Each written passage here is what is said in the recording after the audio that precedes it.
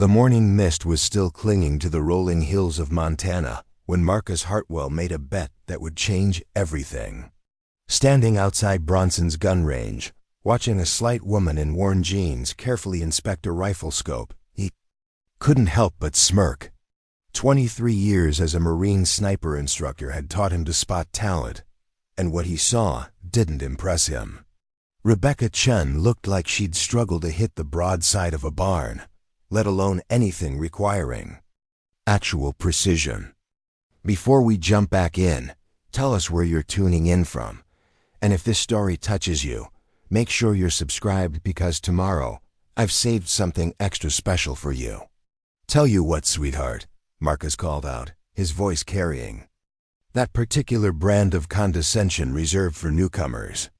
If you can put 3 shots in a dinner plate at 200 yards, I'll personally pay for your range time for the next month. Rebecca looked up from the rifle she'd been examining, her dark eyes meeting his with an expression that was impossible to read. She didn't speak immediately, just studied him the way a chess master might study a particularly interesting opening move. "And if I can't?" she asked quietly. Marcus laughed, the sound echoing across the empty parking lot. "Then you admit you're out of your league and find yourself a different hobby." What Marcus didn't know was that he'd just made the worst bet of his life. Rebecca Chun had driven 18 hours straight from Sacramento to reach this remote corner of Montana. Her Honda Civic, with its California plates and coffee-stained interior, looked as out of place in the gun range parking lot as she did. But appearances, Rebecca had learned long ago, could be the most powerful weapon in anyone's arsenal. She'd chosen Bronson's gun range specifically because of its reputation. This wasn't some weekend warrior facility with paper targets and safety videos. This was where serious shooters came to test themselves against distances that separated the dedicated from the delusional. The range extended all the way out to 1,800 meters, cutting through a valley that seemed to stretch endlessly toward the horizon. Marcus Hartwell wasn't the first person to underestimate her, and Rebecca doubted he'd be the last. At 5'3" and barely 110 pounds, she'd spent most of her 28 years listening to people tell her what she couldn't do. Her father had insisted she wasn't built for competitive swimming. Her high school counselor had steered her away from engineering because the math would be too challenging. Even her ex-husband had suggested she stick to more feminine pursuits instead of wasting time at shooting ranges. They'd all been wrong, but Rebecca had stopped trying to prove it to people years ago. She'd learned to let her results do the talking. The rifle she'd been examining was a custom Remington 700, chambered in .308 Winchester. Nothing fancy, nothing that would draw attention or suggest she was anything other than another hopeful amateur.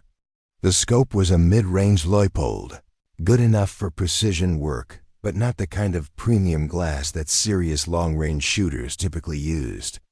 To Marcus and the handful of other shooters who'd begun to gather around, she looked exactly like what she wanted them to see.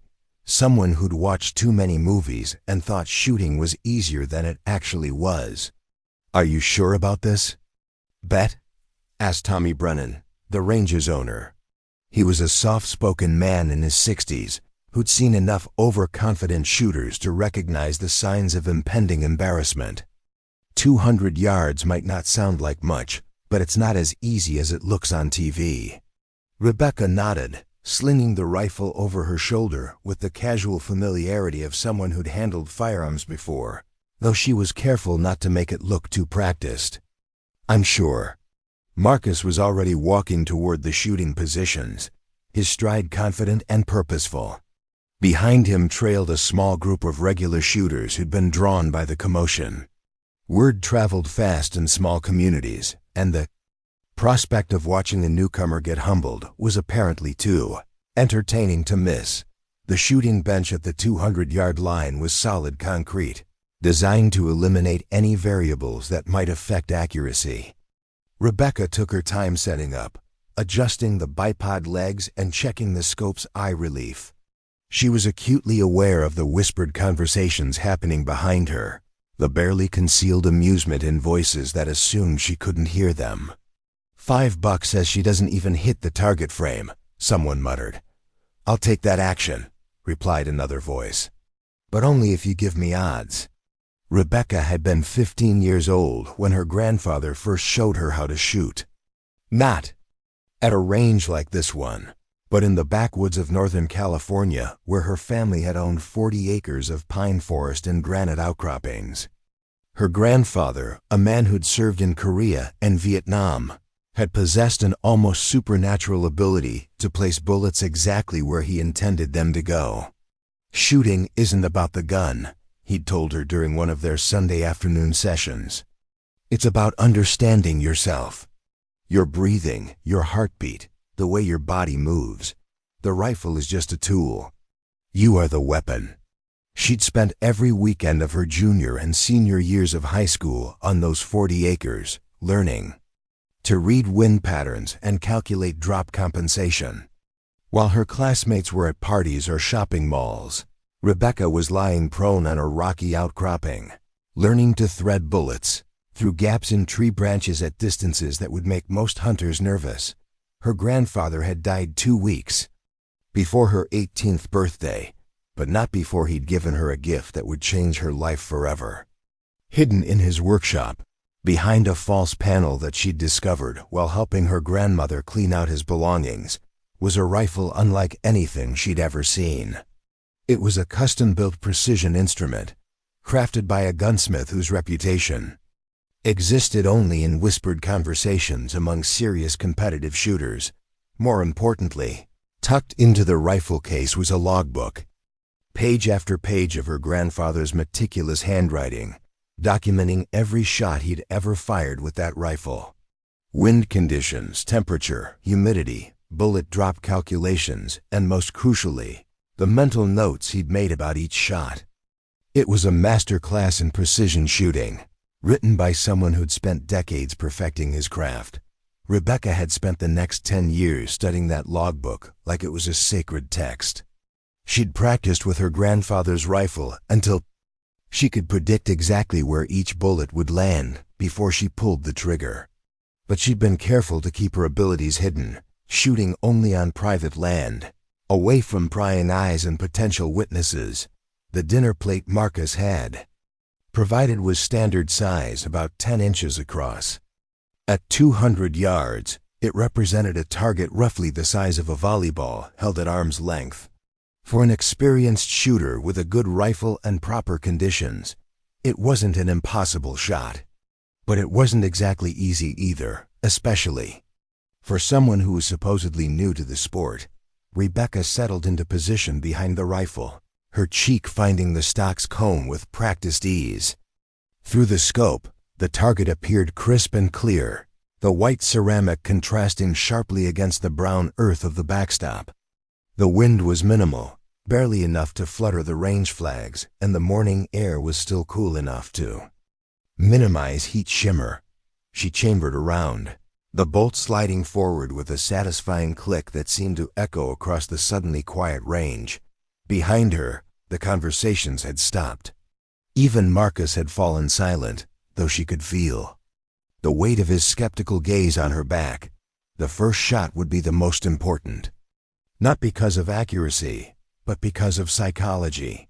Rebecca had learned that people's expectations were like gravity. Once established, they were incredibly difficult to overcome. If her first shot was good but not exceptional, the audience would assume it was luck. If it was exceptional, they'd start paying attention in ways that might complicate her plans. She needed to be good enough to win the bet, but not so good that she revealed her true capabilities. It was a delicate balance, one that required her to shoot slightly worse than her actual skill level while still demonstrating enough competence to be taken seriously. Rebecca's finger found the trigger, a 2-stage unit that broke clean and crisp. At exactly 3 pounds of pressure, she'd fired thousands of rounds through similar triggers, and her muscle memory knew exactly where the breakpoint waited. The shot surprised even her with its perfection. The bullet hole appeared exactly 2 inches left of center on the dinner plate. A clean puncture that spoke of controlled precision rather than beginner's luck. Rebecca worked the bolt smoothly, ejecting the spent brass and chambering her second round. The metallic sound seemed unnaturally loud in the morning stillness. "Not bad for a first shot," Marcus called out, though his voice carried less confidence than before. He'd expected to see dirt flying somewhere in the general vicinity of the target. Instead, he was looking at what could generously be called a decent shot, and what a more honest assessment would label as surprisingly competent. Rebecca didn't acknowledge the comment. She was already settling back into her shooting position, her breathing falling into the rhythm her grandfather had taught her all those years ago. 2 heartbeats in, hold, break the shot on the natural respiratory pause, follow through. It was as automatic as walking. The second bullet struck 1 inch right of center, creating a neat pair of holes that any weekend shooter would be proud of. Behind her, she heard Tommy Brennan let out a low whistle of appreciation. "Okay, that's definitely not luck," said a voice she didn't recognize. 2 shots, both in the black. She knows what she's doing. Rebecca allowed herself a small smile as she chambered the final round. The truth was, she could have put all 3 bullets through the same hole if she'd wanted to. The rifle was more accurate than it appeared, and her abilities were far beyond what these men could imagine. But revealing too much too soon would ruin everything she'd come here to accomplish. The third shot completed a triangle pattern roughly 3 inches across, all 3 holes well within the confines of the dinner plate. It was the kind of shooting that demonstrated clear competence without suggesting any exceptional talent. Perfect for her purposes. Marcus stood in stunned silence for a moment, staring through his binoculars at the target that had just cost him a month's worth of range fees. Around him, the small crowd of observers was buzzing with surprised commentary.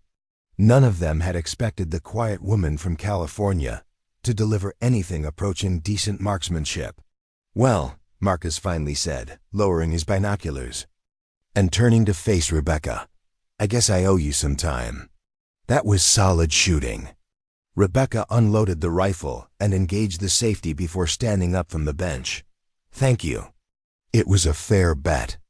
But Tommy Brennan was studying the target through his own binoculars, and his expression suggested he was seeing something the others had missed. As the range owner, he'd watched thousands of shooters over the years, and he'd developed an eye for details that separated the truly skilled from the merely competent. Preparing and narrating this story took us a lot of time, so if you are enjoying it, subscribe to our channel. It means a lot to us. Now back to the story. "Mind if I ask where you learned to shoot?" Tommy asked, his tone casual but his eyes sharp with curiosity. "My grandfather taught me," Rebecca replied truthfully. "Nothing fancy, just basic marksmanship." Tommy nodded slowly, but Rebecca could see the wheels turning behind his weathered features. He'd noticed something about her shooting position, or her breathing pattern, or perhaps the way she'd worked the bolt. Some small detail that suggested her training had been anything but basic. "Your grandfather must have been a hell of a teacher," Tommy said finally. "That's some pretty consistent shooting for someone who's supposedly just getting started." The comment hung in the air like morning mist, carrying implications that Rebecca wasn't entirely comfortable with. She'd been careful to shoot well enough to win the bet, but not so well as to attract serious attention. Apparently, even her deliberately restrained performance had been too revealing for someone with Tommy's experience. "I've had some practice," Rebecca said, which was both true and completely inadequate as an explanation for what Tommy had observed. Marcus, meanwhile, was experiencing something he hadn't felt in years: genuine curiosity about another shooter's abilities. 23 years in the Marines had taught him to recognize when someone was operating below their actual skill level, and everything about Rebecca's performance suggested there was more to her story than she was willing to share. "Tell you." "What?" Marcus said, an idea forming in his mind. "That was good shooting at 200 yards. but anyone can get lucky at that distance with decent equipment. How about we make this interesting? Rebecca felt a familiar tingle of anticipation, the same sensation she'd experienced as a teenager when her grandfather would challenge her to increasingly difficult shots. What did you have in mind? 500 yards, Marcus said, gesturing toward the distant targets that appeared as tiny specks against the mountainside. Same deal as before, but this time we're shooting for real money. $100 says you can't put 3 shots in a paper plate at that distance. The gathered crowd stirred with interest. 500 yards was serious long-range shooting, the kind of distance that separated recreational shooters from serious marksmen. At that range, factors like wind drift and bullet drop became critical variables that could turn a perfect shot into a complete miss. 500 yards is no joke, Tommy warned. That's getting into territory where equipment really starts to matter. That scope you're using is decent, but it's not really designed for that kind of precision work.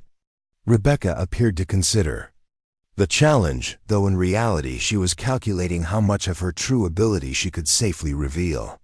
500 yards was well within her comfort zone, but it would require her to demonstrate skills that might attract unwanted attention. On the other hand, the opportunity to test herself against a genuinely challenging target was almost irresistible. Make it $200, she said finally, and you've got a bet. Marcus's eyebrows shot up. The quiet woman who'd seemed almost hesitant an hour ago was now doubling down on a shot that most experienced shooters would consider genuinely difficult. Either she was more confident in her abilities than she'd initially appeared, or she was about to learn a very expensive lesson about overconfidence. Are you sure about that? Marcus asked. $200 is serious money, and 500 yards is a serious distance. Rebecca was already walking toward her car to retrieve additional equipment. Hidden in her trunk, beneath a carefully arranged layer of camping gear and travel supplies, was a rifle case that contained something far more sophisticated than the basic Remington she'd been using. Her grandfather's custom precision rifle, the instrument he'd used to achieve shots that bordered on the impossible, but she wasn't ready to reveal that particular ace quite yet. Instead, she pulled out a different scope, a higher magnification unit that would allow her to make the 500-yard shot with the Remington while still maintaining the illusion that she was simply a competent amateur shooter with decent equipment. The scope change took 15 minutes, during which time word of the escalating challenge had spread throughout the range. What had started as a small group of curious observers had grown into a genuine crowd, with shooters abandoning their own practice sessions to witness what was shaping up to be either an impressive display of marksmanship or a spectacular failure. As Rebecca mounted the new scope and adjusted its settings, she could feel the weight of expectation pressing down on her. These people had no idea what they were about to witness, but she was beginning to realize that maintaining her careful facade was going to be more challenging than she'd anticipated. The 500-yard targets looked impossibly small through the scope, barely larger than a quarter held at arm's length. At this distance, a paper plate represented a target roughly 2 minutes of angle, requiring precision that pushed most rifles and shooters to their limits. Rebecca settled into position behind the rifle, her body automatically assuming the stance that her grandfather had drilled into her through countless hours of practice. Around her, the crowd had fallen silent, everyone understanding that they were about to witness something special. Whether it ended in triumph or disaster. The wind had picked up slightly, and Rebecca could see the range flags beginning to flutter more actively. At 500 yards, even a gentle breeze could push a bullet several inches off target, turning a perfect shot into a clean miss.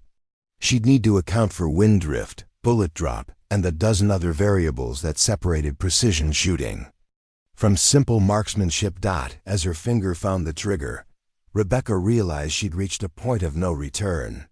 Whatever happened next would determine whether she could continue to maintain her carefully constructed anonymity or whether she'd be forced to reveal capabilities that she'd spent years keeping hidden. The crosshairs settled on the center of the distant paper plate, and Rebecca began her final breathing sequence. The first shot at 500 yards shattered the morning silence like a thunderclap. Through the scope, Rebecca watched the bullet's impact kick up a small puff of dust, exactly where she'd intended it to hit, dead center on the paper plate. The crowd behind her erupted in surprised murmurs, but she was already working the bolt, her movements smooth and mechanical. Marcus lowered his binoculars with a frown. He'd been expecting to see a miss, or at best a shot somewhere on the outer edges of the target. Instead, he was looking at a perfect center hit that would have impressed him coming from one of his former Marine students. This wasn't beginner's luck anymore. This was precision shooting of a caliber that took years to develop. "Jesus Christ," someone whispered behind him. "She actually nailed it." The second shot followed 10 seconds later, striking so close to the first that the two holes nearly overlapped. Rebecca felt a familiar surge of satisfaction, the same feeling she'd experienced as a teenager when her grandfather would nod approvingly at a particularly challenging shot. But she forced herself to remain focused. 2 perfect shots could still be explained as exceptional luck. The third shot would determine whether she could maintain her carefully constructed facade. Tommy Brennan was no longer making casual conversation with the other observers. He was studying Rebecca through his binoculars with the intensity of someone trying to solve a puzzle. Her shooting position was textbook perfect, her breathing pattern was controlled and rhythmic, and her bolt manipulation was smooth enough to suggest hundreds of hours of practice. Nothing about her technique suggested she was anything less than an expert marksman. "Where'd you say you learned to shoot?" Tommy asked again, his voice carrying an edge of suspicion that hadn't been there earlier. "I told you," Rebecca replied without taking her eye from the scope. "My grandfather taught me basic marksmanship." "Basic marksmanship doesn't produce groups like that at 500 yards, Tommy said flatly. "I've been running this range for 30 years, and I've seen maybe a dozen shooters who could make those shots on their first attempt." Rebecca's finger was already taking up the slack on the trigger for her third shot when Tommy's comment registered fully.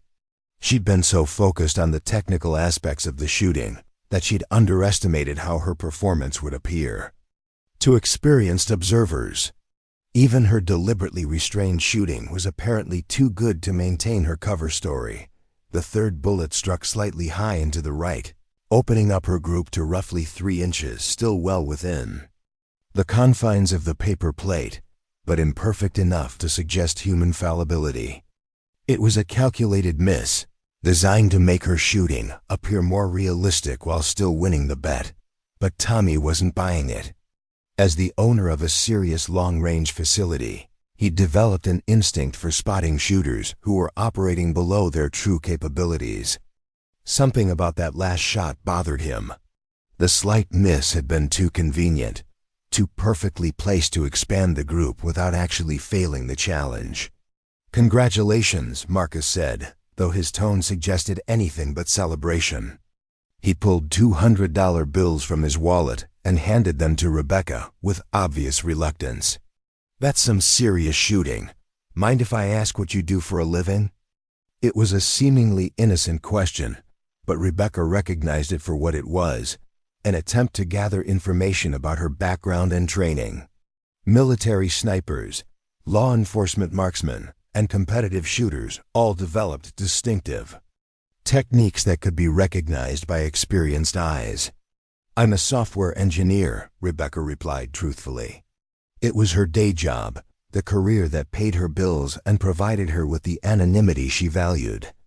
What she didn't mention was that her real passion lay in precision shooting, and that she'd spent the last decade quietly mastering skills that would have impressed Olympic-level competitors. "Software engineer," Marcus repeated, as if testing the words for believability. "And you just happen to shoot like someone with formal training." The crowd around them had grown larger during the 500-yard challenge, and Rebecca could feel the weight of their attention pressing down on her. What had started as a simple bet to establish her credibility had turned into something more complicated. These people were beginning to suspect that she was far more skilled than she'd initially appeared.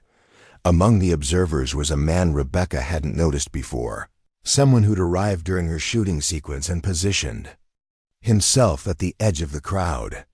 He was older than the others, probably in his 70s, with the kind of weathered features that spoke of decades spent outdoors.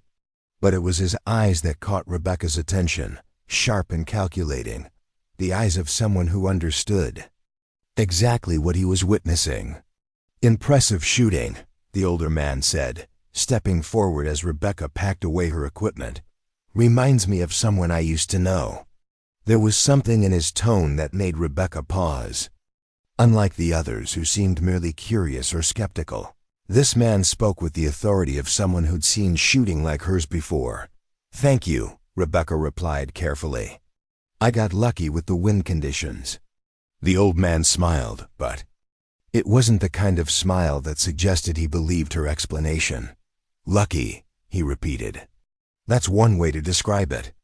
Though in my experience, shooters who can thread 3 bullets through a paper plate at 500 yards don't usually rely on luck." He extended a weathered hand. "Name's William Morrison. Most folks around here call me Bill." Rebecca shook his hand, noting the calluses that spoke of a lifetime of handling firearms. "Rebecca Chun, nice to meet you." "Chun," Bill repeated thoughtfully. "Wouldn't happen to be related to James Chun, would you?" The question hit Rebecca like a physical blow. Her grandfather's name wasn't exactly common, and the chances of a random stranger in Montana knowing it were virtually non-existent. Unless, of course, the stranger wasn't as random as he appeared. "He was my grandfather," Rebecca said slowly. "Did you know him?" Bill's smile broadened, and suddenly Rebecca could see decades falling away from his features. "Know him? Hell, Jimmy Chun and I served together in Vietnam. Best damn sniper I ever had the privilege of working with. Made shots that shouldn't have been possible with the equipment we had back then." The crowd around them had fallen silent, sensing that something significant was happening but not quite understanding what. Rebecca felt as though the ground had shifted beneath her feet. Her grandfather had never talked much about his military service, and she'd always assumed his shooting skills had been developed through hunting and recreational target practice. "He never mentioned serving as a sniper," Rebecca said. "Jimmy was modest about his abilities," Bill replied. "But the rest of us weren't.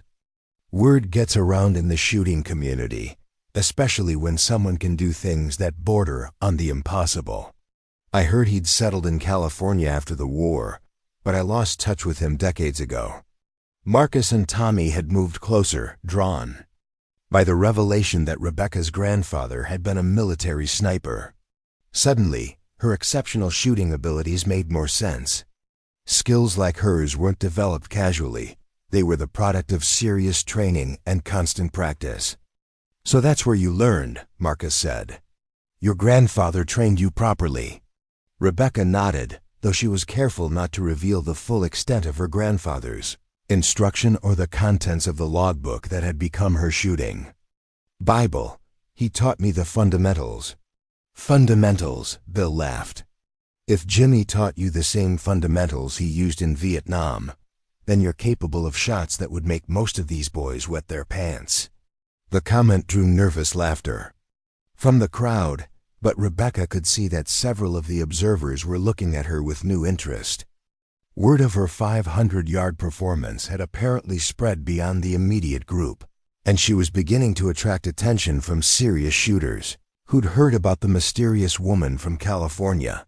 Among the newcomers was a younger man in his 30s, lean and muscular with the kind of focused intensity that Rebecca associated with competitive athletes. He'd been watching her equipment and technique with the analytical eye of someone who understood the technical aspects of precision shooting. "Excuse me," the younger man said, approaching Rebecca directly. "I'm David Kowalski. I compete in precision." Rifle series matches, and I couldn't help but notice your shooting. That was some serious marksmanship. Rebecca had heard of PRS competitions, complex shooting events that combined precision, speed, and athleticism in ways that pushed shooters to their absolute limits. Competitors in those matches were among the most skilled marksmen in the civilian world. "Thank you," Rebecca replied. "I was just having some fun with a friendly bet." "Fun," David repeated, his tone suggesting he wasn't entirely convinced. Most people consider hitting a paper plate at 500 yards to be a significant challenge. You made it look routine. The conversation was heading in a direction that made Rebecca increasingly uncomfortable. She'd come to Montana to test herself against serious long-range targets, not to attract attention from competitive shooters who might recognize her true capabilities.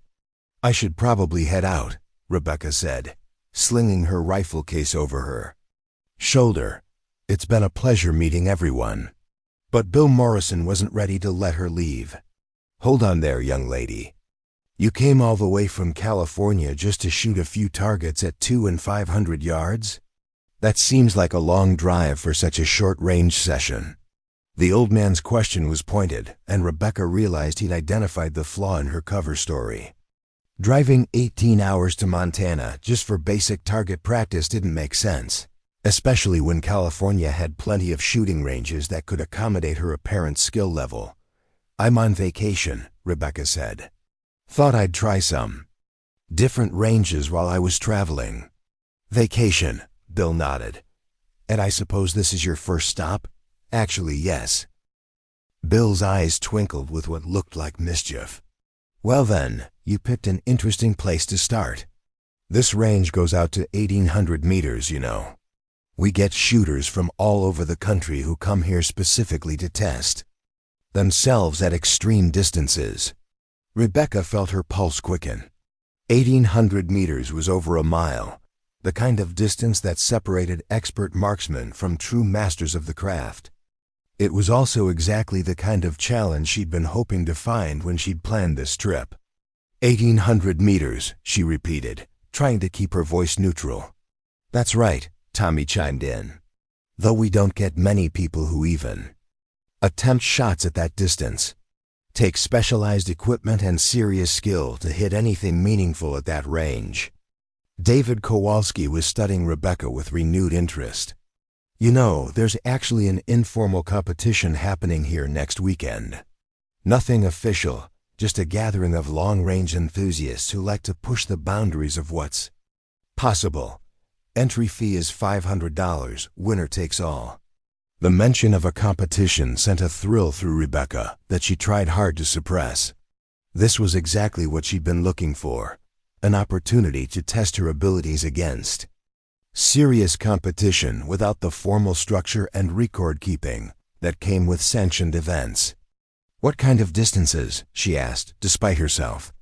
"Starts at 600 yards and goes all the way out to the full 1,800, David replied.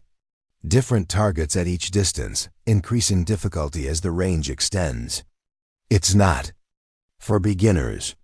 Marcus was watching this exchange with growing amazement.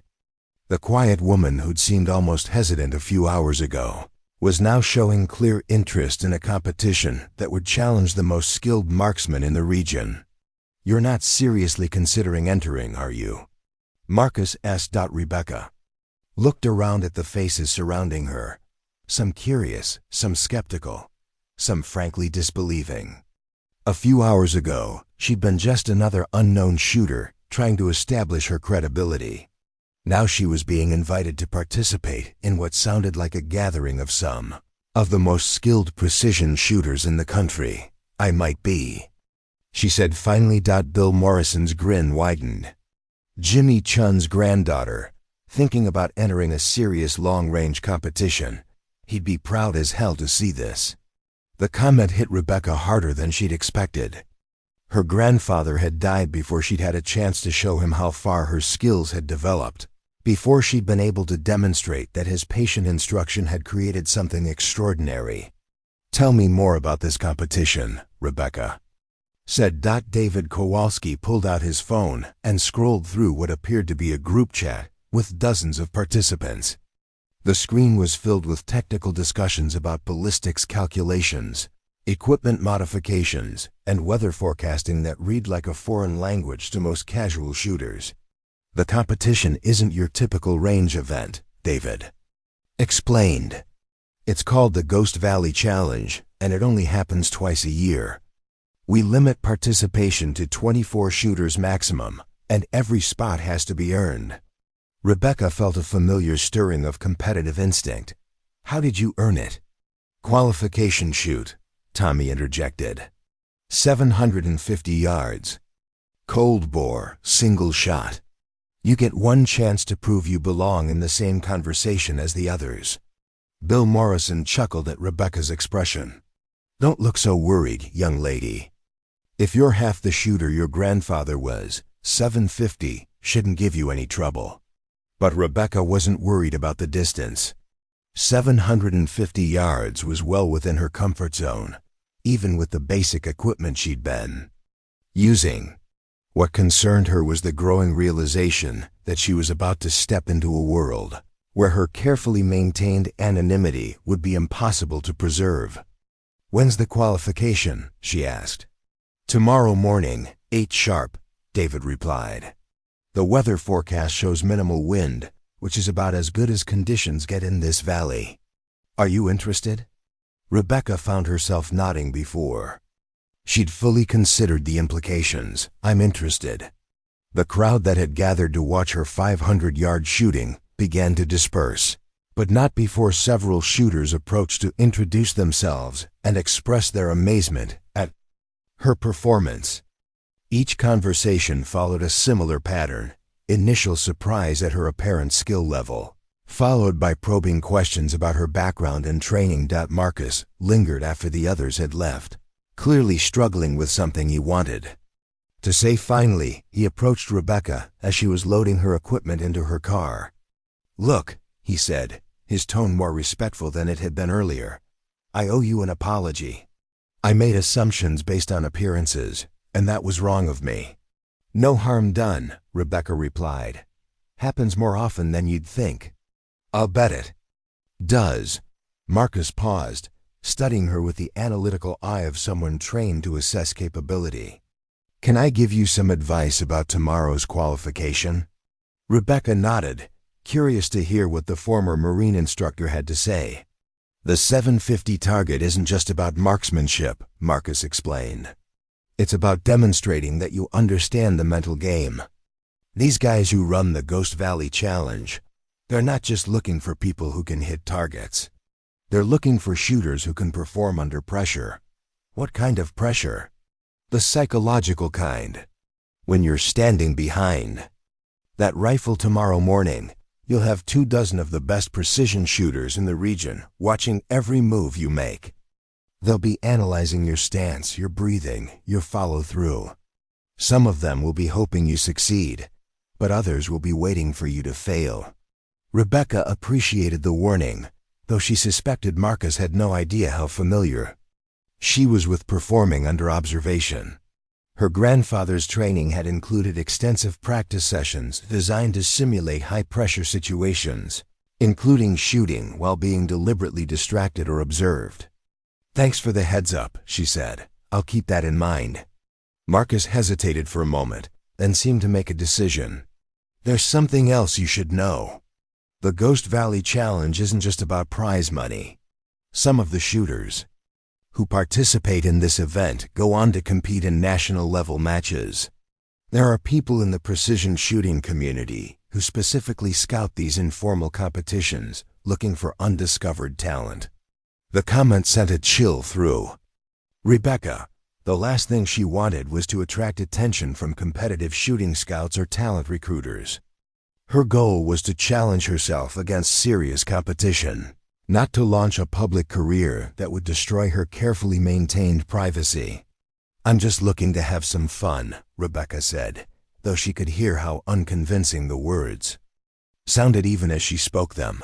Marcus's expression suggested he wasn't buying her casual explanation, any more than Tommy had earlier.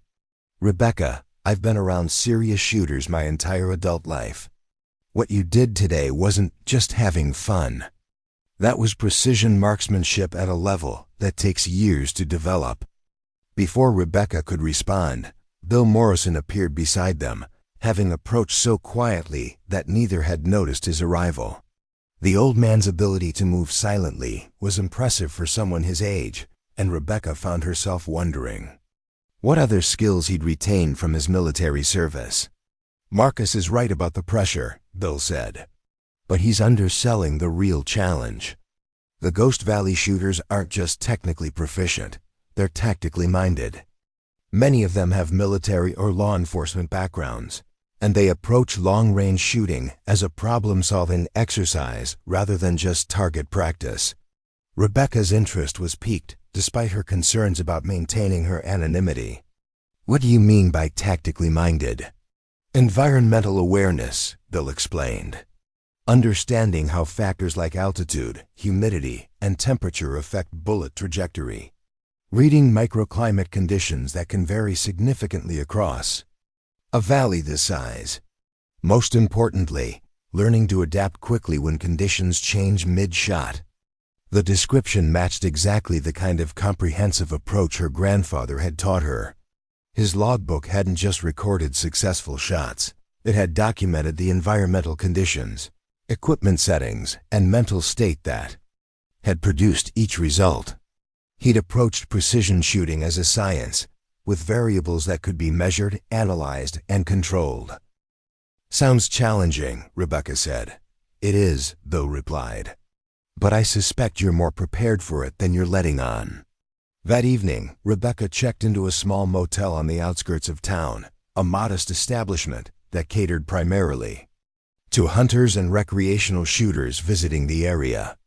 Her room was basic but clean, with a view of the mountains that would host tomorrow's qualification shoot. She spent the evening reviewing weather forecasts and studying topographic maps of the valley, activities that had become as natural to her as checking email. The elevation at the range was approximately 4,000 feet, which would affect bullet trajectory in ways that sea-level shooters often failed to anticipate. The humidity was low, typical for Montana, which would reduce air density and potentially increase bullet velocity. More importantly, she studied the terrain features that would influence wind patterns. The valley was oriented roughly east-west, with ridgelines that would channel and deflect air currents in complex ways. Understanding these patterns would be crucial for making accurate shots at extended ranges. But as she prepared for the qualification, Rebecca found herself thinking about something else entirely: her grandfather's reputation and the legacy she was about to either honor or tarnish. Bill Morrison's casual mention of her grandfather's military service had opened a door to a past she'd never fully understood. She pulled out her laptop and spent several hours researching military sniper units that had served in Vietnam, looking for any mention of James Chun or the kind of extraordinary marksmanship that Bill had described. What she found surprised her. There were references, buried in declassified documents and veteran websites, to a Marine sniper who'd achieved shots at distances that seemed impossible given the equipment available during that era. The references never mentioned names, but they described techniques and achievements that matched exactly the methods her grandfather had taught her. One document, an after-action report from 1968, described a single shot that had eliminated a high-value target at a distance of over 1,400 meters using a standard-issue rifle and ammunition. The shot had been made in challenging conditions, with significant wind and limited visibility, and it had been described by witnesses as physically impossible until the target's elimination was confirmed. Rebecca stared at the document for a long time, gradually understanding that her grandfather's reputation had extended far beyond the casual hunting and target shooting she'd always assumed represented his experience. He'd been, by any measure, one of the most skilled military marksmen of his generation. The realization brought with it a new level of pressure. Tomorrow's qualification wasn't just about earning a spot in an informal competition. It was about stepping into a legacy that she'd inherited without fully understanding its significance. Her phone buzzed with a text. Message from David Kowalski. Heard you're qualifying tomorrow. Good luck, you'll need it. The message was friendly enough, but Rebecca detected an undercurrent of challenge that suggested David viewed her as potential competition rather than just another hopeful shooter. As a PRS competitor, he would have extensive experience evaluating other marksmen, and his assessment of her abilities would carry significant weight with the other participants. Rebecca set her phone aside and pulled out the case that contained her grandfather's custom rifle. She'd been reluctant to reveal this particular weapon, knowing that it would immediately identify her as something more than a casual enthusiast. But tomorrow's qualification was clearly going to require her to demonstrate capabilities that went beyond what she could achieve with basic equipment. The rifle was a work of art as much as a precision instrument. The action had been custom-built by a gunsmith whose work was legendary among serious competitors. The barrel was a heavy contour match-grade tube that had been hand-lapped to tolerances measured in 10,000ths of an inch.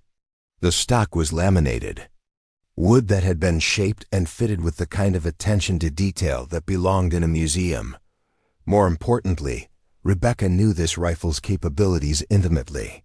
She'd fired thousands of rounds through it over the years, documenting its performance under every conceivable condition. At 750 yards, with proper ammunition and favorable conditions, she could consistently place shots within a 2-inch circle. But using this rifle would announce to everyone present that she was far more serious about precision shooting than she'd initially indicated. There would be no way to maintain the fiction that she was simply a casual enthusiast with decent equipment. Rebecca spent several minutes examining the rifle, checking the scope mounting and verifying that nothing had shifted during transport. Everything was exactly as it should be, ready to deliver the kind of performance that would either earn her respect or expose her to scrutiny she wasn't prepared to handle. She was still contemplating this dilemma when her phone rang. The caller ID showed a number she didn't recognize with a Montana area code. Hello? Rebecca? This is Bill Morrison. Hope I'm not calling too late. Not at all. What can I do for you? I've been thinking about our conversation today, and there's something I wanted to discuss with you before tomorrow's qualification. Rebecca felt a familiar tingle of apprehension. What's that? I knew your grandfather better than I let on. This afternoon, Jimmy Chun and I didn't just serve together, we were partners. I was his spotter for the better part of 2 years, and I was there for some of his most extraordinary shots. The revelation hit Rebecca like a physical blow. Her grandfather's spotter would have intimate knowledge of his techniques, his equipment, and most importantly, his capabilities. I see, Rebecca said carefully. I don't think you do, not yet. But you will tomorrow morning, when you step up to that firing line carrying Jimmy's rifle. Rebecca's breath caught. How did you know? Bill's chuckle was warm but knowing. I helped him design that rifle, young lady. I'd recognize it anywhere, even if I hadn't spent the afternoon watching you shoot with the same stance and breathing pattern he used. The conversation had taken a turn that Rebecca hadn't anticipated, and she found herself in the uncomfortable position of having her carefully maintained cover story completely dismantled by someone who'd been there when it all began. What do you want? Rebecca asked finally. I want to make sure you understand what you're walking into tomorrow. The Ghost Valley Challenge isn't just a shooting competition. It's a proving ground. The people who participate in this event are looking for something more than just accurate marksmanship. What are they looking for? Excellence, Bill replied simply. The kind of excellence that your grandfather embodied. The question is whether you're ready to embrace that legacy, or whether you're going to keep pretending to be something less than what you actually are. The morning air was crisp and still when Rebecca arrived at the range at 7:30. Carrying the rifle case that contained her grandfather's custom precision instrument. The parking lot already held a dozen vehicles, ranging from beat-up pickup trucks to expensive SUVs loaded with high-end shooting equipment. This wasn't the casual crowd that had watched her 500-yard shooting the day before. David Kowalski was setting up what appeared to be a mobile ballistics computer, a sophisticated device that could calculate shooting solutions based on environmental conditions and ammunition specifications. Beside him, another shooter was assembling a rifle that probably cost more than most people's cars, complete with a scope that looked like it belonged on a satellite. "Morning, Rebecca," David called out. "Ready for the real deal?" Rebecca nodded, though she was acutely aware that every person present was evaluating her equipment and demeanor with the analytical eye of serious competitors. The rifle case slung over her shoulder was drawing curious glances, but so far no one had recognized it for what it contained. Tommy Brennan emerged from the range office carrying a clipboard and what appeared to be liability waivers. "All right, people, gather around. We've got 4 shooters attempting qualification this morning, which means we need to get through this efficiently." Rebecca looked around at the other qualification candidates. Besides herself, there were 3 men, all of whom appeared to be experienced competitors based on their equipment and the casual way they discussed ballistics calculations and wind reading techniques. "Rules are simple," Tommy continued. 750 yards, single shot, cold bore. Target is a standard IPSC silhouette with a 6-inch scoring ring. You hit the scoring ring, you qualify. Miss it, you're done. The target seemed impossibly small at that distance, barely visible even with binoculars. At 750 yards, a 6-inch circle represented less than 1 minute of angle, requiring precision that pushed both equipment and shooter to their limits. "The shooting order is determined by when you signed up," Tommy announced. "Rebecca Chun, you're up first." The announcement drew surprised looks from several of the observers. Being first to shoot was both an advantage and a disadvantage. Favorable because the conditions were typically most stable in the early morning, but challenging because there were no previous shots to provide information about wind conditions or target placement. Rebecca approached the firing line, where a concrete shooting bench had been positioned to provide maximum stability. The 750-yard target was barely visible as a dark speck against the mountainside backdrop, requiring the full magnification of her scope to resolve into a recognizable silhouette dot as she opened her rifle case. The reaction from the gathered shooters was immediate and unmistakable. The custom precision rifle that emerged was clearly something special, with lines and proportions that spoke of master craftsmanship and unlimited budget. "Holy shit," someone whispered. "Is that a Chandler custom?" Rebecca didn't respond, but she could feel the weight of sudden attention from every person present.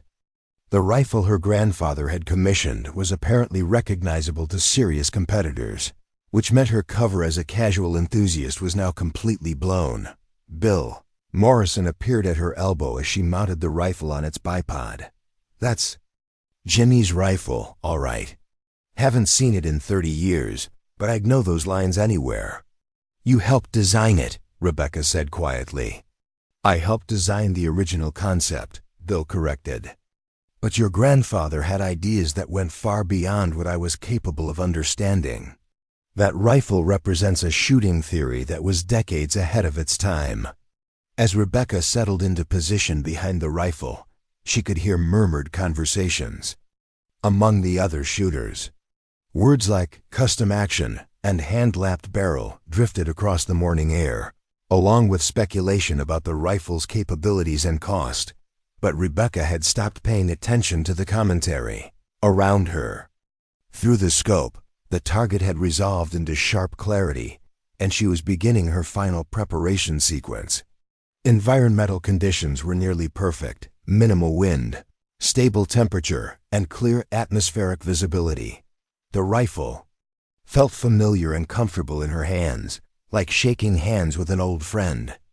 Every dimension had been crafted specifically for her grandfather's body proportions, But years of practice had taught Rebecca to adapt her technique to accommodate the slight differences. Her grandfather's shooting philosophy had emphasized the importance of understanding equipment limitations and working within them rather than fighting against them.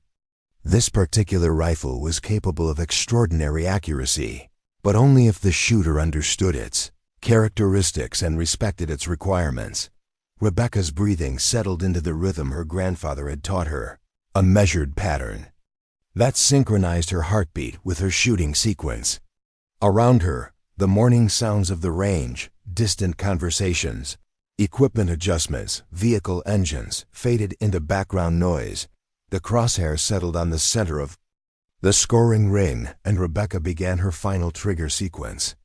The custom two-stage trigger broke at exactly 2.5 pounds, releasing the shot with a clarity that seemed to surprise even her. The rifle's recoil was mild but precise, driving straight back without the muzzle jump that characterized lesser precision instruments. Through the scope, Rebecca watched the bullet's impact kick up, a small puff of dust exactly where she'd intended it to hit, dead center of the 6-inch scoring ring. The silence that followed was profound and extended. For several seconds, the only sound was the distant echo of the shot rolling back from the mountains. Then Tommy's voice cut through the quiet. Center hit. Rebecca Chun qualifies for the Ghost Valley Challenge. The gathered shooters erupted in amazed commentary, but Rebecca was already unloading the rifle and preparing to clear the firing line for the next shooter. She'd accomplished what she'd come to do, but the cost had been higher than she'd anticipated. There was no longer any possibility of maintaining her anonymity among this group. David Kowalski approached as she packed away her equipment. That was an extraordinary shot. Mind if I ask where you had that rifle built? It was my grandfather's, Rebecca replied truthfully. Your grandfather had excellent taste in gunsmiths. That's probably a $50,000 rifle. The estimate was conservative, Rebecca knew. Her grandfather's rifle represented not just expensive components, but countless hours of hand-fitting and precision work that couldn't be duplicated by modern manufacturing methods. The remaining 3 qualification candidates performed admirably, with 2 managing to hit the scoring ring and 1 missing by less than an inch. But their shooting, competent as it was, seemed almost anticlimactic after Rebecca's demonstration of what the target actually required. As the qualification session concluded, Rebecca found herself surrounded by shooters eager to discuss her equipment and technique. The questions came in rapid succession: who had built the rifle, what ammunition she was using, where she'd learned to shoot, and most insistently, whether she'd ever competed professionally. I'm not a competitive shooter, Rebecca insisted, though she could see that her answer was convincing fewer people with each repetition. Marcus Hartwell, who'd arrived in time to witness her qualification shot, approached with an expression that mixed respect with something approaching disbelief. Rebecca, that was world-class marksmanship. I've trained Marine snipers who couldn't make that shot on their first attempt. The comparison to military snipers brought unwanted attention from several other shooters, including 2 men who'd been standing slightly apart from the main group. Rebecca had noticed them earlier but hadn't paid much attention until they began walking in her direction. "Excuse me," the older of the 2 men said. "I'm Colonel Peterson, retired from the Army. This is Major Williams. We couldn't help but notice your shooting." Rebecca felt a familiar chill of apprehension. Military officers, even retired ones, represented exactly the kind of official attention she'd been trying to avoid. "Thank you," she replied carefully. "That was remarkable marksmanship," Colonel Peterson continued. "The kind of precision we look for in our specialized units. Have you ever considered military service?" The question was clearly intended as a recruitment probe, and Rebecca realized she was walking into territory that could quickly become complicated. Military snipers were tracked and monitored throughout their careers, with performance records that followed them long after their service ended. I'm happy with my current career, Rebecca said diplomatically. Major Williams stepped forward, his expression suggesting he wasn't entirely satisfied with her response. What kind of training produced shooting like that? That's not the kind of skill you develop casually.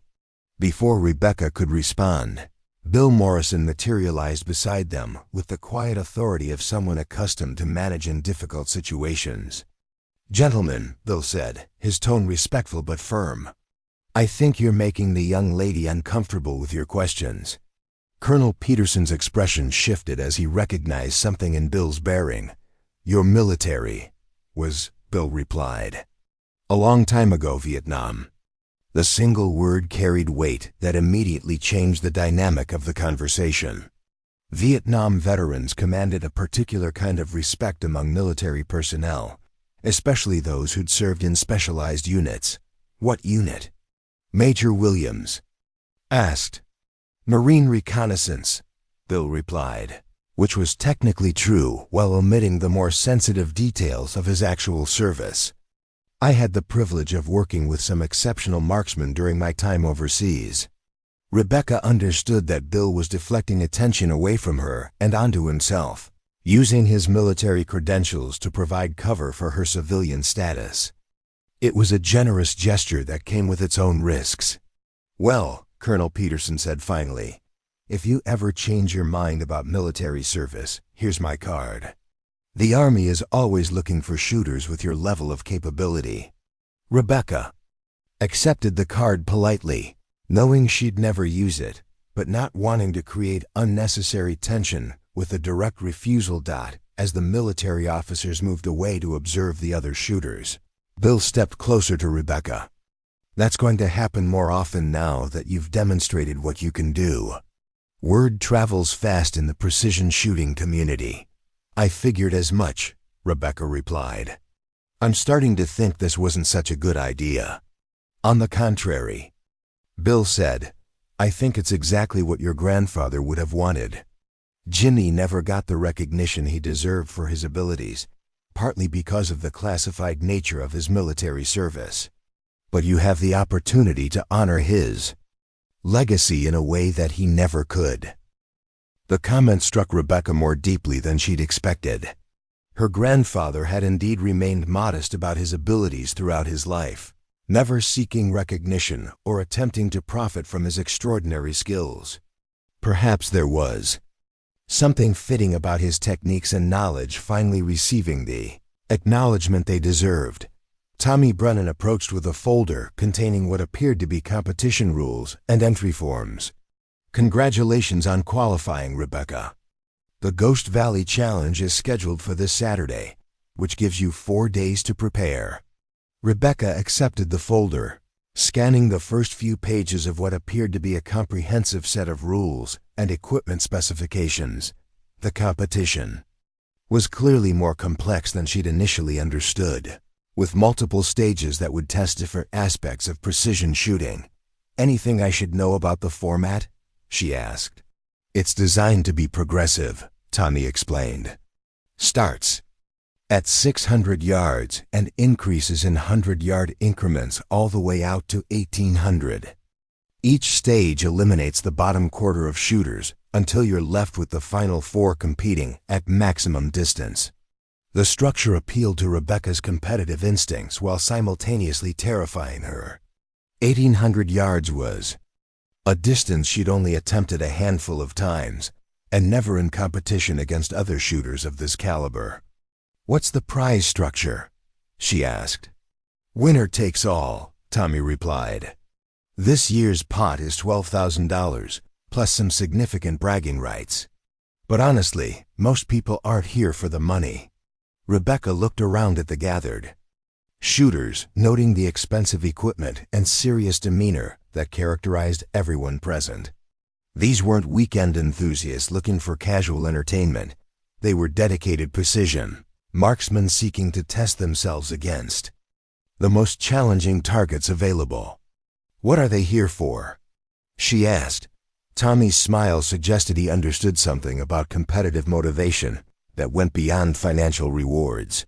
"The same thing you are, I suspect," the chance to find out just how good they really are.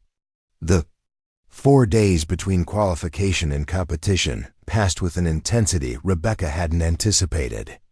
Word of her performance had spread throughout the regional shooting community, with the speed that only truly exceptional displays of marksmanship could generate. Her phone buzzed constantly with messages from shooters she'd never met. Congratulations. From people who'd heard second-hand accounts, and interview requests from shooting magazines and podcasts. She ignored most of the attention, but couldn't entirely escape the growing buzz around her participation in the Ghost Valley Challenge.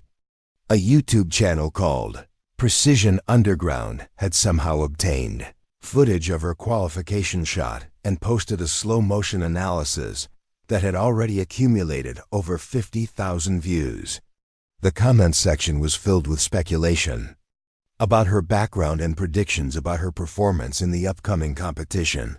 On Wednesday evening, Rebecca drove back to the range for what she'd planned as a quiet practice session. Instead, she found the parking lot filled with vehicles and the shooting positions occupied by competitors preparing for Saturday's event. What should have been a private opportunity to refine her technique had turned into an impromptu gathering of some of the most skilled precision shooters in the country. Figured you'd show up eventually, David Kowalski called out as she approached the firing line. He was working with a rifle that appeared even more sophisticated than the one he'd been using during qualification, with a barrel that seemed impossibly thick and a scope that probably cost more than her car. "Just wanted to check my zero," Rebecca replied, though in truth she was hoping to observe the other competitors and assess what she'd be facing on Saturday. Smart thinking. Conditions can shift between range sessions, and an off-zero rifle at 1,800 yards means missing by several feet rather than several inches. The casual mention of 1,800-yard shooting sent a familiar thrill through Rebecca.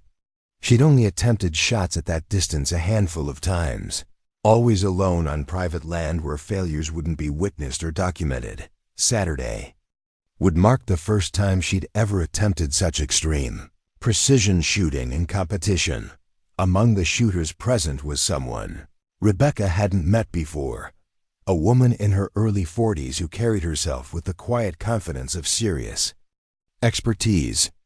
Her equipment was notably different from the others, featuring modifications and accessories that suggested specialized training or military background. "You must be Rebecca Chun," the woman said, approaching with an extended hand. "I'm Sarah Martinez. I compete professionally in F-class and some of the international precision rifle events." Rebecca shook her hand, noting calluses that spoke of extensive trigger time and the kind of focused attention that suggested Sarah was evaluating her as potential competition. "I saw the video of your qualification shot," Sarah continued. "That was impressive shooting, especially for someone who's not competing regularly. Where do you normally practice?" The question was casual enough, but Rebecca detected the underlying probe for information about her background and training resources. Competitive shooters were constantly gathering intelligence about their opponents, looking for insights that might provide tactical advantages. "Private land back in California," Rebecca replied truthfully. "Nothing as elaborate as this setup." Sarah's expression suggested she found this explanation interesting rather than entirely convincing. "Private land with shooting opportunities. Out to what distance?" "Varies depending on the location," Rebecca said, deliberately keeping her answer vague. "Couple 100 yards mostly."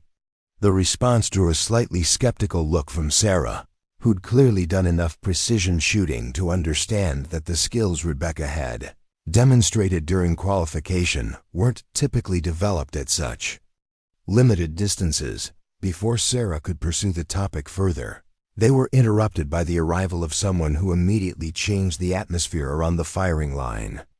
The newcomer was a man in his 50s, lean and weathered, carrying a rifle case that bore the unmistakable signs of serious professional use. "That's Jake Sullivan," David whispered to Rebecca.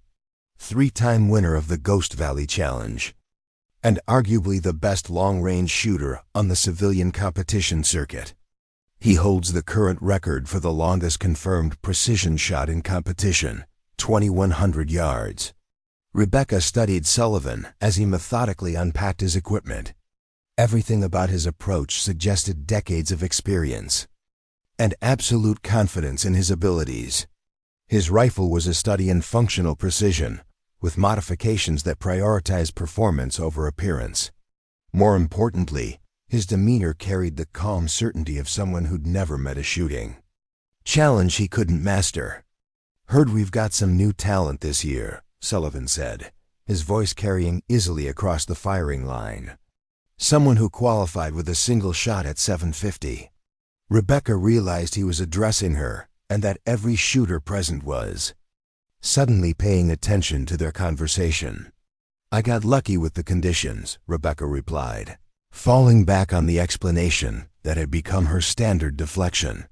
Sullivan's laugh was knowing rather than dismissive. "Luck doesn't produce center hits at that distance. Skill does. The question is whether you've got enough skill to hang with the field when the distance stretches out to where it really matters." The comment carried an undercurrent of challenge that Rebecca found both intimidating and exhilarating. Sullivan wasn't trying to discourage her. He was evaluating her psychological readiness for the kind of extreme precision shooting that would separate the serious competitors from the hopeful amateurs. "Guess we'll find out on Saturday," Rebecca said. "Yes, we will."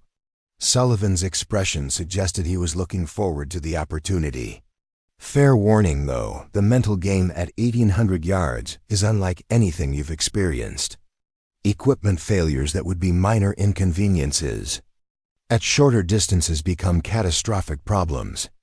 Environmental conditions that barely matter at 500 yards can make hits impossible at maximum distance. As if to demonstrate his point, Sullivan began a shooting sequence that was unlike anything Rebecca had witnessed before.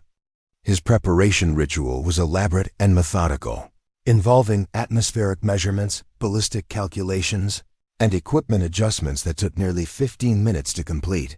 When he finally settled behind his rifle, the shot that followed was preceded by what appeared to be a meditation session. Sullivan's breathing pattern was so controlled and rhythmic that it seemed almost mechanical, and his trigger pull was followed by a motionless follow-through that lasted several seconds. The target at 1,500 yards, the maximum distance available during practice sessions, showed a perfect center hit that drew admiring commentary from the other shooters. "That's what 1,800 yards requires," Sullivan said as he unloaded his rifle. "Perfect technique, perfect equipment preparation, and perfect mental discipline. Anything less than perfection results in misses measured in feet rather than inches." Rebecca spent the next 2 hours observing the other competitors, taking mental notes about their techniques and equipment choices. What she discovered was both encouraging and terrifying. The level of precision being demonstrated was extraordinary, but it was also within the range of capability she'd developed through years of practice with her grandfather's rifle.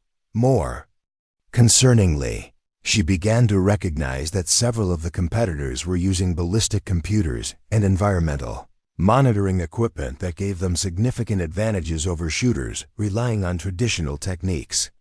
These devices could calculate precise shooting solutions based on real-time atmospheric conditions, removing much of the guesswork that had traditionally been part of extreme long-range shooting. After the other shooters had departed, Rebecca found herself alone on the firing line with Bill Morrison, who'd arrived near the end of the practice session and observed her interactions with the other competitors. "What do you think?" Bill asked, still feeling confident about Saturday. Rebecca considered the question carefully. The competition would clearly be more challenging than anything she'd ever attempted, against opponents who possessed both exceptional skill and technological advantages she didn't have access to. "I think I'm in over my head," she said finally. "These people are operating at a level that's beyond anything I've prepared for." Bill's smile was understanding but not sympathetic. Your grandfather felt the same way before his first serious long-range mission in Vietnam. He was going up against targets at distances that seemed impossible with the equipment he had available. How did he handle it? He relied on fundamentals instead of technology. Perfect shooting technique, meticulous environmental awareness, and absolute confidence in his equipment. The other guys had better scopes and more sophisticated ammunition, but Jimmy had something they didn't: the ability to make impossible shots when everything depended on it. The comparison to her grandfather's military service brought with it both inspiration and additional pressure. Rebecca was beginning to understand that Saturday's competition wasn't just about winning prize money or proving her shooting abilities. It was about demonstrating whether she'd truly inherited the extraordinary capabilities that had made her grandfather legendary. "There's something else you should know about the Ghost Valley Challenge," Bill continued. "The final stage at 1,800 yards isn't just about hitting a target. It's about hitting a target that's been specifically designed to be nearly impossible." Rebecca felt a familiar chill of anticipation mixed with apprehension. What kind of target? 6-inch steel plate. But here's the catch. It's positioned so that the bullet has to thread between two vertical obstacles with less than 8 inches of clearance on either side. Miss your wind call by even a small amount, and you'll hit steel that doesn't count for scoring. The description of the final target set Rebecca's mind racing through ballistic calculations and error analysis. At 1,800 yards, an 8-inch window represented less than half a minute of angle, requiring precision that pushed both equipment and shooter to their absolute limits. "How many people have successfully completed that shot?" she asked. In the 5-year history of the Ghost Valley Challenge, exactly 7 shooters have managed to hit the final target. Jake Sullivan has done it 3 times, which is why he's won the competition so often. The statistics were sobering, but not entirely discouraging. 7 successful shots meant the target was possible, just extraordinarily difficult. Rebecca's grandfather had faced similar challenges during his military service, and his techniques had proved capable of achieving what others considered impossible. "What kind of conditions were those successful shots made in?" Rebecca asked. "Varies," Bill replied. Sullivan's 3 hits were made in nearly perfect conditions: minimal wind, stable temperature, clear atmospheric visibility. The other 4 successful shots were made by different shooters in less favorable conditions, which suggests that technique matters more than environmental factors. Rebecca spent the drive back to her motel thinking about the psychological aspects of extreme precision shooting. Her grandfather's logbook had devoted significant attention to mental preparation, emphasizing the importance of maintaining confidence and focus when facing targets that seemed beyond the range of possibility. But she also thought about the technological advantages that several of her competitors would possess on Saturday. Ballistic computers could provide shooting solutions that accounted for dozens of environmental variables, while advanced range-finding systems could measure distances with precision that eliminated one of the most common sources of error in long range. Shooting. Her grandfather's techniques had been developed in an era when such technology didn't exist, relying instead on environmental awareness and shooting fundamentals that could be applied consistently regardless of available equipment. The question was whether those traditional methods could compete against modern precision shooting technology. That evening, Rebecca called her grandmother in California, something she'd been meaning to do since discovering the extent of her grandfather's military reputation. "Grandma, I'm in Montana at a shooting competition. I've been learning things about Grandpa's military service that I never knew before." Her grandmother's pause was long enough to suggest she'd been expecting this conversation for years. "I wondered when you'd start asking about that. Your grandfather made me promise never to talk about his military service unless you brought it up first. There's a man here who served with him as his spotter. He says Grandpa was one of the best snipers in Vietnam." "He was," her grandmother said simply. "But he never wanted that to define him after the war. He just wanted to be a grandfather who taught his granddaughter to shoot safely and accurately. The conversation continued for another hour with Rebecca, learning details about her grandfather's military service that put his extraordinary shooting abilities into context. He'd been recruited for specialized units based on marksmanship skills that had been apparent from his earliest training, and he'd served in roles that required the kind of precision shooting that most military personnel never attempted. More importantly, she learned that her grandfather had specifically requested assignment to training roles after his combat service because he wanted to pass on his techniques to other shooters who might need them. He always said that the most important shot isn't the one you make for yourself, her grandmother told her. It's the one you teach someone else to make when their life depends on it. As Rebecca prepared for bed, she realized that Saturday's competition had taken on significance that went far beyond personal achievement or prize money. She was carrying forward techniques and knowledge that her grandfather had developed under the most demanding circumstances possible, and she had an obligation to demonstrate them with the same precision and dedication that had made him legendary. Saturday morning arrived with conditions that seasoned shooters would describe as challenging, but not impossible. A steady breeze was flowing down the valley at approximately 8 miles per hour, with occasional gusts that set the range flags dancing unpredictably. The temperature hovered at 42 degrees, creating a slight thermal inversion that would affect bullet trajectory in subtle but measurable ways. Rebecca arrived at the range to find the parking lot already crowded with vehicles bearing license plates from across the western United States. The Ghost Valley Challenge had attracted 24 of the most skilled precision shooters available, representing a combined total of centuries of experience and equipment worth more than most people's houses. The atmosphere was notably different from the casual environment she'd encountered during qualification. Shooters moved with the focused intensity of athletes preparing for Olympic competition, checking and rechecking equipment with methodical precision. Conversations were conducted in technical shorthand that would have been incomprehensible to casual observers. Tommy Brennan called the competitors together at 8 o'clock sharp, holding a folder that contained the day's shooting schedule and stage-specific rules. The format he outlined was more complex than Rebecca had initially understood, with scoring systems and elimination criteria that would test every aspect of precision marksmanship. Stage 1 begins at 600 yards, Tommy announced. Standard IPSC target, 10-inch scoring ring. You get 2 sighting shots and 3 shots for score. Bottom 6 shooters are eliminated. Rebecca felt her competitive instincts stirring as she considered the elimination format. The pressure of knowing that a single bad shot could end her competition would add psychological stress that might affect even experienced competitors. The first stage proceeded with mechanical efficiency, each shooter taking their turn while the others observed and calculated. Rebecca watched Jake Sullivan deliver 3 shots that formed a group smaller than a golf ball, while Sarah Martinez produced similarly impressive results with equipment that seemed to operate with computer-like precision.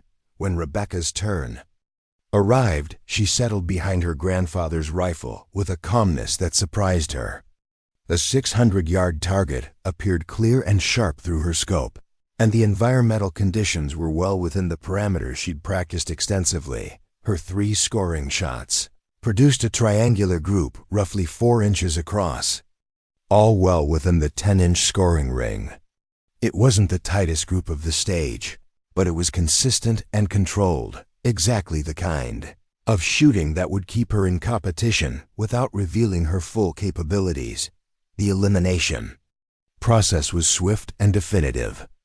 6 shooters packed their equipment and departed, leaving 18 competitors to advance to the 700-yard stage.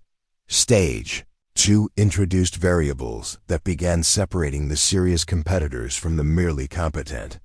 Wind conditions had become more complex, with shifting patterns that required constant adjustment.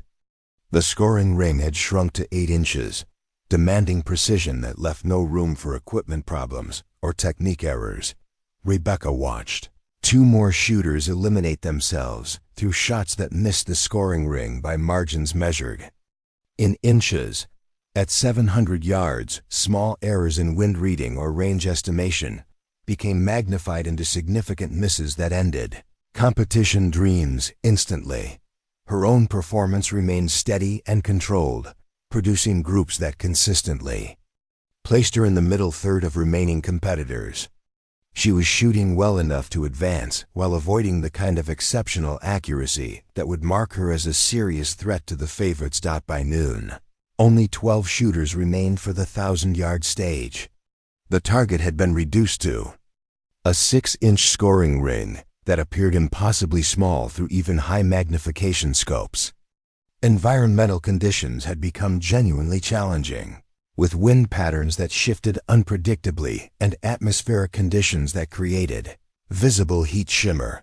This was where Jake Sullivan began demonstrating why he'd won the competition 3 times previously.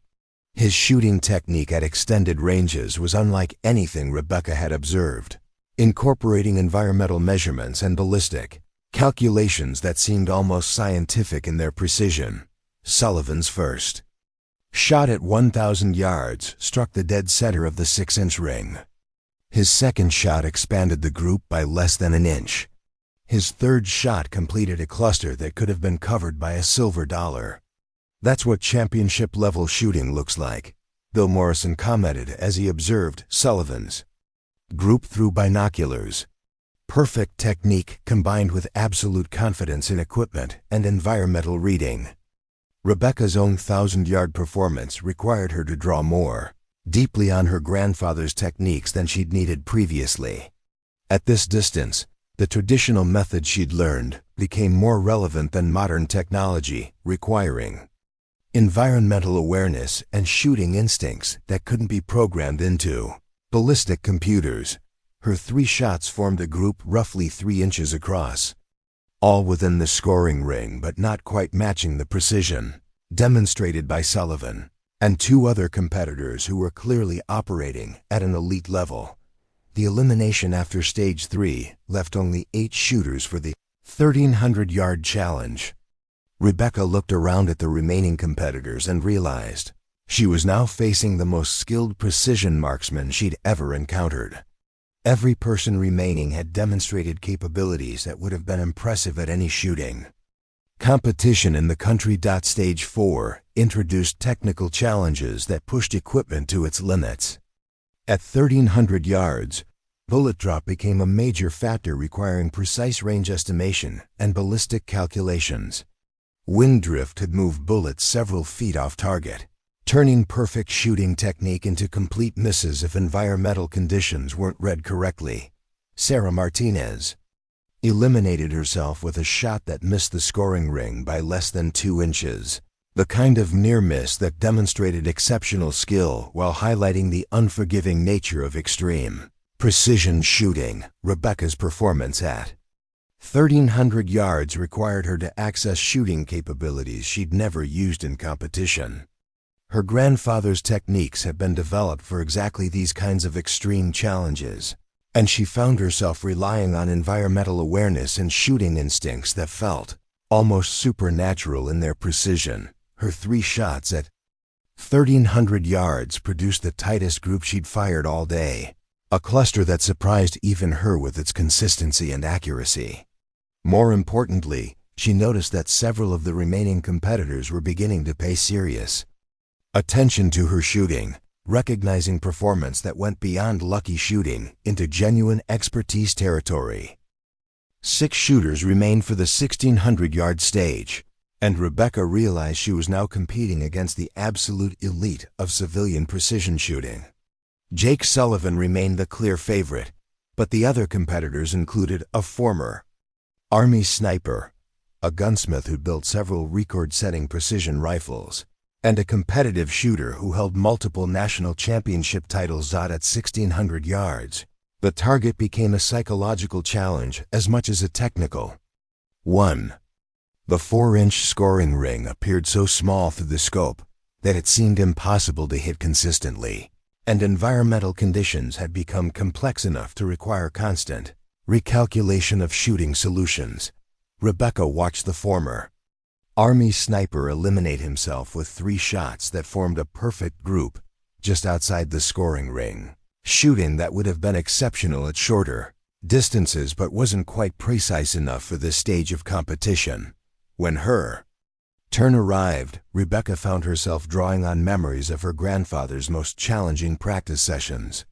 He'd sometimes set up targets at distances that seemed impossible, challenging her to make shots that required perfect technique and absolute confidence in her equipment. Her first shot at 1,600 yards struck the center of the scoring ring with an impact that drew surprised commentary from the observers. Her second shot struck so close to the first that the holes nearly touched. Her third shot completed a group that measured less than 2 inches across, shooting that represented the best performance of her competitive career. The successful completion of stage 5 left only 4 shooters for the final challenge, 1,800 yards. Besides Rebecca, the remaining competitors were Jake Sullivan, the gunsmith whose custom rifles had won multiple championships, and David Kowalski, whose PRS experience had prepared him for exactly this kind of extreme precision shooting. Tommy Brennan gathered the 4 finalists together to explain the final stage rules and target configuration. The 1,800-yard target was indeed a 6-inch steel plate, but positioned between 2 vertical obstacles that created the 8-inch shooting corridor Bill Morrison had described. "This is it," Tommy announced. "Single shot, winner takes all. You get 1 chance to thread the needle and claim $12,000 plus bragging rights as this year's Ghost Valley champion." The psychological pressure of the final stage was unlike anything Rebecca had experienced. 1,800 yards represented the absolute limit of her practiced capabilities, and the precision required to hit a 6-inch target through an 8-inch gap pushed both equipment and technique beyond normal parameters. Jake Sullivan shot first, taking nearly 20 minutes to complete his environmental analysis and ballistic calculations. When he finally settled behind his rifle, the shot that followed was preceded by a breathing sequence that seemed to last forever. The impact on the mountainside kicked up dust several inches to the left of the target, a near miss that would have been considered exceptional shooting under any other circumstances, but represented failure in the context of the final stage. The gunsmith shot second, producing results that were similarly close but not quite precise enough to hit the steel plate. His shot struck one of the vertical obstacles, producing the distinctive ring of bullet on steel that signaled a scoring miss. David Kowalski's attempt resulted in a shot that passed cleanly through the 8-inch gap, but struck low, missing the target plate by what appeared to be less than an inch. Suddenly, Rebecca found herself standing behind the firing line with an opportunity she'd never imagined possible. 3 of the most skilled precision shooters in the region had failed to complete the final shot, and she had 1 chance to succeed where they had not. As she settled behind her grandfather's rifle, Rebecca felt a strange sense of calm descending over her. The target appeared impossibly small through her scope, but her grandfather's voice seemed to whisper instructions about environmental reading and shooting techniques that she'd practiced thousands of times. The wind had steadied into a consistent pattern that she could read and compensate for. The atmospheric conditions were clear enough to provide accurate range estimation. Most importantly, she felt absolute confidence in her equipment and her ability to execute the shot her grandfather's techniques had prepared her to make. Her breathing settled into the rhythm that had become as natural as walking. The crosshairs aligned on the center of the distant steel plate, accounting for wind drift and bullet drop with calculations that seemed to happen automatically.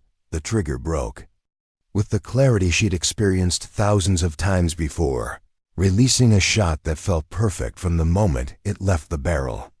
Through the scope, she watched the bullet's flight path carry it through the narrow gap between the vertical obstacles, striking the 6-inch steel plate with an impact that produced a clear metallic ring, audible even at 1,800 yards. Silence that followed lasted for several seconds, as though everyone present needed time to process what they'd witnessed. Then Tommy Brennan's voice cut through the quiet with an announcement that would change Rebecca's life forever. Target hit. Rebecca Chun wins the Ghost Valley Challenge. The celebration that followed was unlike anything Rebecca had experienced. Shooters who'd been competing against her minutes earlier surrounded her with congratulations and requests to examine her equipment. Photography flashes captured images that would appear in shooting magazines and online forums for years to come. But through it all, Rebecca found herself thinking about her grandfather and the techniques he'd developed decades earlier under circumstances far more demanding than any shooting competition. She'd honored his legacy in the most public way possible, demonstrating capabilities that proved his methods could still achieve the impossible when applied with dedication and precision. Jake Sullivan approached as the crowd began to disperse, extending his hand with the kind of respect that one master marksman shows to another. "That was the finest shot I've ever witnessed in competition," he said simply. "Your grandfather would be proud." As Rebecca accepted the $12,000 prize and the trophy that proclaimed her the Ghost Valley champion, she realized that she'd accomplished something far more significant than winning a shooting competition. She'd proven that exceptional marksmanship could still triumph over technology and modern equipment when backed by perfect technique and absolute dedication to fundamentals.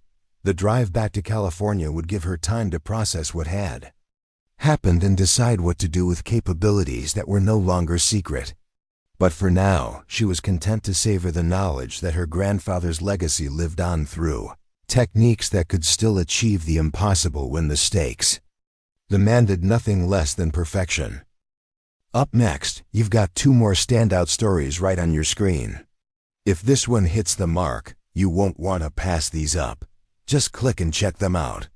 And don't forget to subscribe and turn on the notification bell so you don't miss any upload from us.